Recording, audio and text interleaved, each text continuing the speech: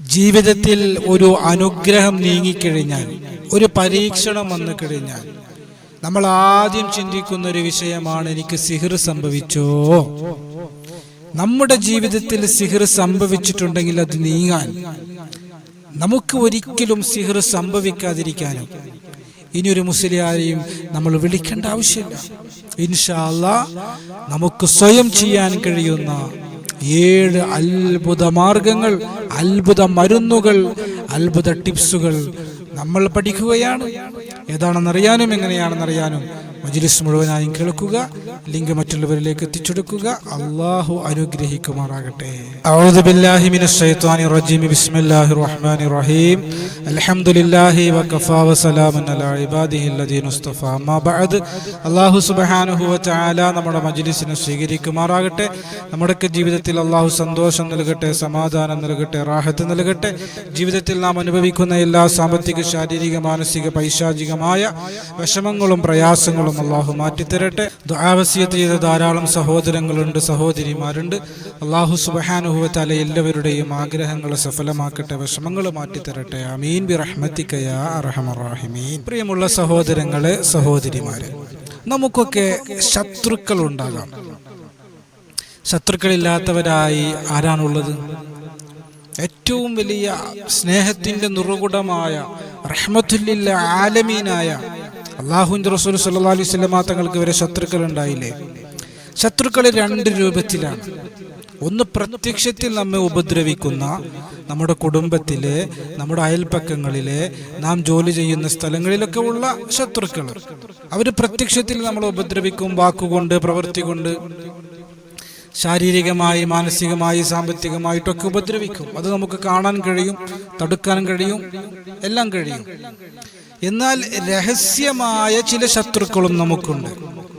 ഇരുട്ടിന്റെ മറവിൽ പിശാചിനെ പ്രീതിപ്പെടുത്തുന്ന കർമ്മങ്ങൾ ചെയ്തുകൊണ്ട് ചില വസ്തുക്കളും അവശിഷ്ടങ്ങളും നമ്മുടെ വീടുകളിലും, നമ്മുടെ സ്ഥാപനങ്ങളിലും, നമ്മുടെ പരിസരങ്ങളിലും കൊണ്ടിടുമ്പോൾ നമുക്കുണ്ടാകുന്ന പ്രതികൂലമായ തടസ്സങ്ങൾ, സാമ്പത്തിക നഷ്ടം, ശാരീരികമായ പ്രയാസം, കുടുംബപരമായ പ്രയാസം, നമ്മുടെ കഴിവുകളിൽ ഉണ്ടാകുന്ന പ്രയാസങ്ങൾ, കഴിവ് നഷ്ടപ്പെട്ടു പോകൽ, പഠനത്തിൽ ബുദ്ധിമുട്ടുണ്ടാകൽ, വിജയം കിട്ടാതിരിക്കൽ, നമ്മുടെ സ്ഥാപനങ്ങളും കച്ചവട സ്ഥാപനങ്ങളും ലാഭത്തിൽ നിന്ന് നഷ്ടത്തിലേക്ക് നീങ്ങൽ, ഇങ്ങനെ തുടങ്ങിയ ഒരുപാട് നഷ്ടങ്ങൾ സിഹിറിലൂടെ, കൂടോത്തരത്തിലൂടെ, മാട്ടുമാരണത്തിലൂടെ നമ്മെ ഉപദ്രവിക്കുന്ന ചില ഇരുട്ടിന്റെ മറവിൽ നിൽക്കുന്ന ചില ശത്രുക്കൾ.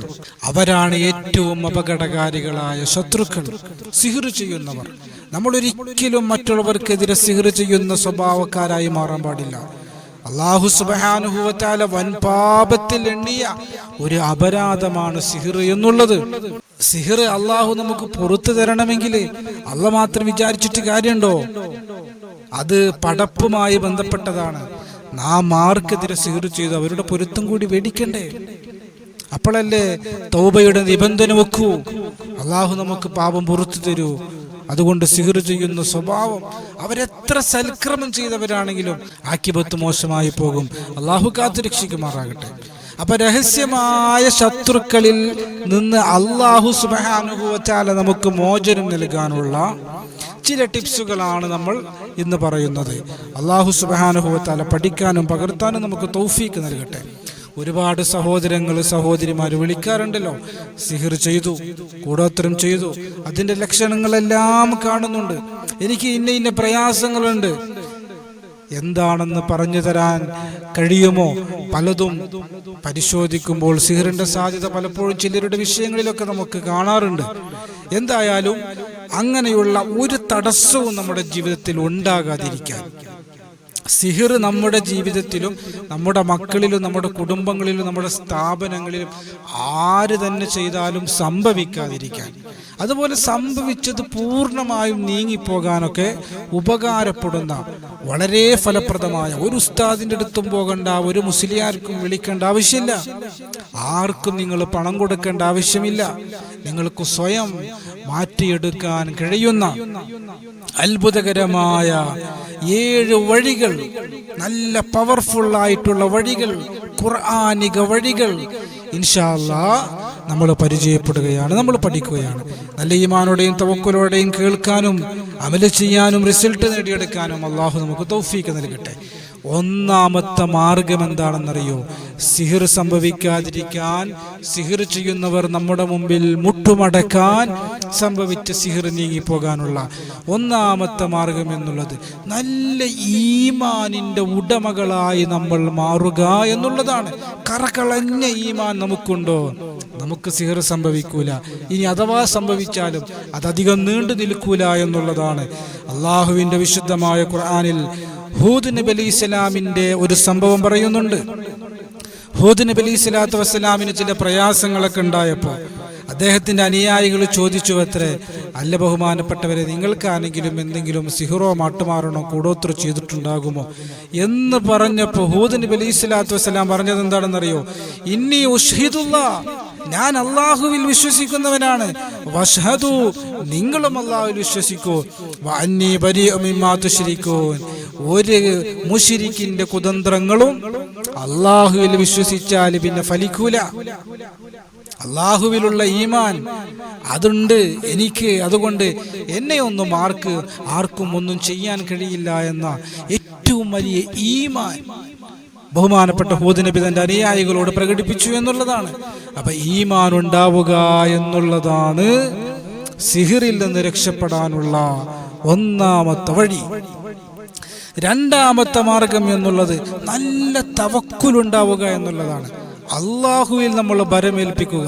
എല്ലാ നന്മയും അള്ളാഹുവിൽ നിന്നാണ്, എല്ലാ തിന്മയും അള്ളാഹുവിൽ നിന്നാണ്. അത് ഈമാൻ കാര്യത്തിന്റെ ഭാഗമാണല്ലോ.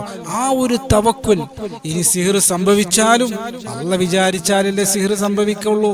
അള്ള വിചാരിച്ചില്ലെങ്കിൽ സിഹിർ സംഭവിക്കൂലല്ലോ. അപ്പൊ സിഹിർ സംഭവിക്കുന്നതും സംഭവിക്കാതിരിക്കുന്നതും മിനല്ലാഹ്, അല്ലാഹു സുബ്ഹാനഹു വ തആലയുടെ തീരുമാനമാണ്. റബ്ബ് കണക്കാക്കിയതുപോലെ നടക്കട്ടെ. ആ റബ്ബിലുള്ളൊരു തവക്കുൽ നമുക്കുണ്ടായി കഴിഞ്ഞാൽ നമുക്ക് സിഹിർ സംഭവിക്കൂല. സംഭവിച്ചാൽ തന്നെ അത് പെട്ടെന്ന് നീങ്ങിപ്പോകുമെന്നുള്ളതാണ്. വിശുദ്ധമായ ഖുർആനിൽ സൂറത്തുൽ ബഖറയിൽ സിഹിറുമായി ബന്ധപ്പെട്ട ഒരു ആയത്ത് നമുക്ക് കാണാൻ കഴിയും. ആ ആയത്തിൽ തന്നെ അള്ളാഹ് പറയുന്നുണ്ട്, വമാഹും ബിളാജീന ബിഹി മിൻ അഹദിൻ ഇല്ലാ ബിഇദ്നില്ലാഹ്, ആരുടെ കുതന്ത്രവും ആരുടെ സിഹിറും അള്ളാഹുവിന്റെ ഇതിന് കൊണ്ടല്ലാതെ സംഭവിക്കൂല. അപ്പൊ ആർക്കെങ്കിലും സിഹിർ സംഭവിക്കുന്നുണ്ടെങ്കിൽ അതും അള്ളാഹുവിന്റെ തീരുമാനമാണ്. പിശാചിനെ പടച്ചതും അള്ളയല്ലേ. നന്മയും അള്ളാഹുവിൽ നിന്ന്, തിന്മയും അള്ളാഹുവിൽ നിന്ന്. ആ ഒരു തവക്കുൽ നമുക്ക് നേടിയെടുത്താൽ സിഹിറിനെ നമുക്ക് പുഷ്പം പോലെ തരണം ചെയ്യാൻ കഴിയുമെന്ന് നമ്മുടെ ഉലമാക്കൾ വിശദീകരിക്കുകയാണ്. വിശുദ്ധമായ ഖുർആൻ പഠിപ്പിക്കുകയാണ്. മൂന്നാമത്തെ മാർഗം എന്നുള്ളത് നല്ല തഖ്വയുള്ള ജീവിതം. ഒരു ഹറാമ് പോലും ചെയ്യാതെ, ഒരു കറാഹത്ത് പോലും ചെയ്യാതെ, ഇംതിസാലു അവാമിരില്ലാഹ്, അള്ളാഹുവിന്റെ കൽപ്പനകൾക്ക് വഴിപ്പെട്ട് അള്ളാഹു നിരോധിച്ചതൊക്കെ വിടിഞ്ഞുകൊണ്ട് നല്ല തഖ്വയോടെ ജീവിച്ചു കഴിഞ്ഞാൽ ഒരു സാഹിറിനും നമ്മെ കീഴ്പ്പെടുത്താൻ കഴിയില്ല. പിശാച് അവനാണല്ലോ ഏറ്റവും വലിയ സാഹിർ. പിശാചിനെ പ്രീതിപ്പെടുത്തിക്കൊണ്ടാണല്ലോ ഈ ദുർകർമ്മങ്ങളൊക്കെ ചെയ്യുന്നത്, ഈ ഉപദ്രവങ്ങളൊക്കെ ഉണ്ടാകുന്നത്. പിശാച് അള്ളാഹുവിനെ വെല്ലുവിളിച്ചു, അല്ലാ നിന്റെ അടിമകളെ ഞാൻ പിഴപ്പിക്കും കേട്ടോ, അവരെ ഞാൻ ഉപദ്രവിക്കും കേട്ടോ. വിശുദ്ധമായ ഖുർആൻ ആ സംഭവം പറയുമ്പോ അള്ളാഹുവിനോട് ചേർത്ത് പറഞ്ഞു, ഇല്ലാ ഇബാദക മിൻഹുമുൽ മുഖ്ലസീൻ, മുഖ്ലിസീങ്ങളായ അടിമകളെ ഒഴികെ, നിന്റെ മുഖ്ലിസീങ്ങളായ അടിമകൾ ഒഴികെ എല്ലാവരെയും ഞാൻ പിഴപ്പിക്കും. അള്ളാഹുവോട് വെല്ലുവിളിച്ചതാണ്. അപ്പൊ മുഖ്ലിസാവുക, നല്ല തഖ്വയുണ്ടാവുക എന്നുള്ളത് അത് സിഹിറിൽ നിന്ന് രക്ഷപ്പെടാനുള്ള മൂന്നാമത്തെ മാർഗമാണ്. നാലാമത്തെ മാർഗം എന്നുള്ളത് സിഹിർ നമുക്ക് ഏൽക്കാതിരിക്കാനും ഏറ്റ സിഹിർ നമ്മുടെ ജീവിതത്തിൽ നിന്ന് നീങ്ങിപ്പോകാനും നമ്മൾ എപ്പോഴും തൗബ ചെയ്യുക എന്നുള്ളതാണ്. ഒരു തെറ്റ് ചെയ്താൽ തൗബ, ചെറിയ തെറ്റുകൾക്ക് ഇസ്തിഗ്ഫാർ, വലിയ തെറ്റുകൾക്ക് തൗബ. തൗബയുണ്ടെങ്കിൽ ഒരുവിധം പരീക്ഷണങ്ങളിൽ നിന്നും ഇടങ്ങേറുകളിൽ നിന്നും സിഹിറിൽ നിന്നൊക്കെ അള്ളാഹു നമുക്ക് കാവൽ നൽകുമെന്നുള്ളതാണ്. വമാ അസ്വാബക്കും മിൻ മുസീബത്തിൻ ഫബിമാ കസബത് ഐദീകും, നിങ്ങൾക്കൊരു മുസീബത്ത് വരുന്നുണ്ടെങ്കിൽ അത് സിഹിറാണെങ്കിൽ പോലും നിങ്ങൾക്ക് മുസീബത്ത് എത്തുന്നത് നിങ്ങൾ ചെയ്ത പാപങ്ങൾ കാരണമായിട്ട് തന്നെയാണ്. അല്ലാഹു സുബ്ഹാനഹു വ തആലയുടെ മുമ്പിൽ പാപം ചെയ്യാത്തവരായി നമ്മൾ മാറിയാൽ, അല്ലെങ്കിൽ ചെയ്തു പോയ പാപങ്ങൾക്കൊക്കെ ഉടനെ തൗബ നമ്മൾ ചെയ്യുന്നവരായാൽ അല്ലാഹു സുബ്ഹാനഹു വ തആല ഒരുവിധം മുസീബത്തുകളൊക്കെ തട്ടിക്കളയും. സിഹ്റിൽ നിന്നൊക്കെ രക്ഷ നേടാൻ അത് കാരണമാകുമെന്ന് വിശുദ്ധമായ ഖുർആനിന്റെ അത്ഭുതകരമായ ഒരു ഉപദേശമാണ്. അല്ലാഹു സുബ്ഹാനഹു വ തആല മനസ്സിലാക്കാൻ തൗഫീഖ് തരട്ടെ. അഞ്ചാമത്തെ ഒരു മാർഗം എന്നുള്ളത് സിഹ്റിൽ നിന്ന്, കണ്ണേറിൽ നിന്ന്, മറ്റു ഉപദ്രവങ്ങളിൽ നിന്നൊക്കെ നമുക്ക് രക്ഷ ലഭിക്കുന്നതിന് വേണ്ടി 5 നേരം നമ്മൾ നമസ്കരിക്കുക എന്നുള്ളത് വലിയൊരു മാർഗമാണ്. വിശുദ്ധമായ റസൂൽ സല്ലല്ലാഹു അലൈഹി വസല്ലമ തങ്ങൾ അവിടുന്ന് പഠിപ്പിച്ചു, മൻ സല്ല സുബ്ഹ ഫഹുവ മിൻ ദിമ്മത്തില്ല. ഒരാൾ സുബ്ഹി നിസ്കരിച്ച അന്നത്തെ ദിവസം അള്ളാഹുവിന്റെ സംരക്ഷണത്തിലാണ്. അവന് ഒരു ഇടങ്ങറും സംഭവിക്കില്ല, ഒരു സാഹിറിനും അവനെ കീഴ്പ്പെടുത്താൻ കഴിയില്ല, ഒരു കൂടോത്രപ്പണിക്കാരനും ഒരു പിശാചിനും അവൻ്റെ അടുത്ത് കളിക്കാൻ സാധ്യമല്ല. ഇമാമുൽ ശാഫിഈ റഹിമഹുല്ലാഹ് പറഞ്ഞല്ലോ, സുബ്ഹി നിസ്കരിച്ചാൽ മതി, അന്നത്തെ ദിവസം അവൻ രക്ഷപ്പെട്ടു. ഒരൊറ്റ സുബ്ഹിയുടെ പവർ ഇതാണെങ്കിൽ 5 നേരം നമസ്കരിക്കുന്നവൻ അള്ളാഹു നൽകുന്ന സംരക്ഷണം എത്രത്തോളമായിരിക്കും എന്ന് നമ്മൾ ചിന്തിക്കുക. അള്ളാഹു സുബ്ഹാനഹു വ തആല തൗഫീഖ് നൽകി അനുഗ്രഹിക്കട്ടെ.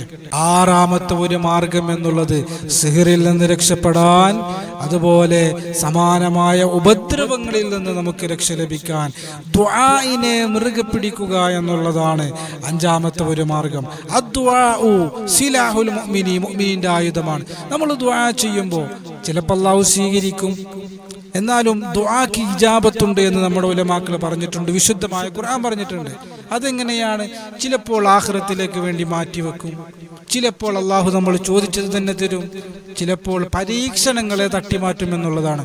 അപ്പോൾ നിരന്തരം ദുആ ചെയ്യണം. നിസ്കാര ശേഷം, പ്രഭാതത്തിൽ, ഉറങ്ങുന്നതിൻ്റെ മുമ്പ്, കാവലിൻ്റെ ദുആകൾ, മറ്റ് ഔറാദുകൾ, ഇങ്ങനെ തുടങ്ങിയ ദുആകൾ എപ്പോഴും അധികരിപ്പിക്കുക. എനിക്കൊന്നും ചോദിക്കാനൊന്നുമില്ലല്ലോ എന്ന് പറഞ്ഞ് നമ്മൾ അവിടെ ഇരിക്കരുത്. നിരന്തരം എന്തെങ്കിലുമൊക്കെ ചോദിച്ചുകൊണ്ടിരിക്കുക. ദുആ അള്ളാഹുവോടുള്ളൊരു സംഭാഷണമല്ലേ. അടിമക്ക് അള്ളാഹുവോട് സംസാരിക്കാനുള്ള, മെസ്സേജ് അയക്കാനുള്ള, അള്ളാഹുവോട് സംഭാഷണം നടത്താനുള്ളൊരു മാർഗമാണ് ദുആ. നമ്മളങ്ങനെ സംസാരിച്ചുകൊണ്ടിരിക്കുക, അള്ളാഹുവോട് ദുആ ചെയ്തുകൊണ്ടിരിക്കുക. അങ്ങനെ ദുആഇനെ മുറുകെ പിടിക്കുമ്പോൾ അത് സിഹ്റിൽ നിന്ന് നമുക്ക് രക്ഷ ലഭിക്കും എന്ന്, സിഹ്റുകൾ സംഭവിക്കാതിരിക്കാനും സംഭവിച്ച സിഹ്റ് നീങ്ങിപ്പോകാനൊക്കെ കാരണമാകുമെന്ന് നമ്മുടെ ഉലമാക്കൾ വിശദീകരിക്കുകയാണ്. ഏഴാമത്തെ ഒരു മാർഗം എന്നുള്ളത് സിഹ്റിൽ നിന്ന് രക്ഷപ്പെടാൻ, കൂടോത്രത്തിൽ നിന്ന് രക്ഷപ്പെടാൻ, വിഷത്തിൽ നിന്ന് രക്ഷപ്പെടാൻ, അബോധികമായിട്ടുള്ള തടസ്സങ്ങളിൽ നിന്നൊക്കെ നമുക്ക് രക്ഷ ലഭിക്കുന്നതിന് വേണ്ടി നമ്മുടെ ഉലമാക്കൾ നിർദ്ദേശിച്ച ഒരു മാർഗമാണ്. ഏഴാമതായി നമ്മൾ പറയുന്നത് മറ്റൊന്നുമല്ല, മദീനയിലെ ഉയർന്ന പ്രദേശങ്ങളിൽ കാണപ്പെടുന്ന അജുവ എന്ന് പറയുന്ന ഈത്തപ്പഴമുണ്ട്. ആ ഈത്തപ്പഴം എല്ലാ ദിവസവും 7 പ്രാവശ്യം കഴിക്കുക എന്നുള്ളതാണ്.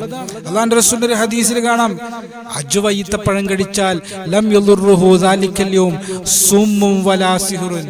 അന്നത്തെ ദിവസം ഒരു വിഷവും ഏൽക്കൂല, ഒരു സിഹ്റും ഏൽക്കൂല. നമ്മുടെ ശരീരത്തിൽ സംഭവിച്ചിരിക്കുന്ന സിഹ്റ് കൈവശങ്ങളൊക്കെ നീങ്ങിപ്പോകാൻ അജുവ ഈത്തപ്പഴം എല്ലാ ദിവസവും 7 പ്രാവശ്യം കഴിക്കുക, എല്ലാ ദിവസവും 7 എണ്ണം വീതം കഴിക്കുക. അജുവ ഈത്തപ്പഴം കിട്ടാനില്ല എങ്കിൽ, അല്ലെങ്കിൽ അത് വാങ്ങിക്കാനുള്ള, എല്ലാ ദിവസവും 7 എണ്ണം കഴിക്കാനുള്ള കാശില്ല എങ്കിൽ, അതിനേക്കാൾ താഴ്ന്ന ഈത്തപ്പഴം കഴിച്ചാലും മതി എന്ന് നമ്മുടെ ഉലമാക്കൾ വിശദീകരിക്കുകയാണ്.